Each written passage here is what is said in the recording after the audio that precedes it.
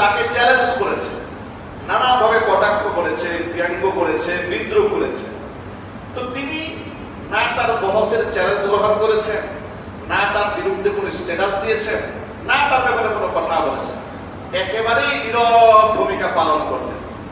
এটা হচ্ছে আমার মন বলে তিনি কোরআনের এই আয়াতের উপর আমল করেছেন। ইদা খাতাবাহুমুল জাহিলুন ক্বালু সালামা, মূর্খরা যখন বিতর্ক করা যখন কোনো কথাবার্তা বলে, তাহলে তাদের সাথে আমি বিতর্কে জড়াবো না। তিনি সেই পন্থা অবলম্বন করেছেন, কারণ যে ব্যক্তি তাকে চ্যালেঞ্জ জানিয়েছেন সেই ব্যক্তি শেখ আহমদুল্লাহ ছাত্র হওয়ার যোগ্যতা রাখে না।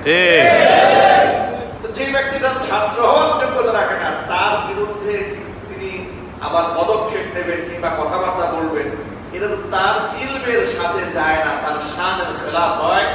এই জন্য তার ব্যাপারে তিনি নীরব ভূমিকা পালন করেছেন। ঠিক কিনা বলেন?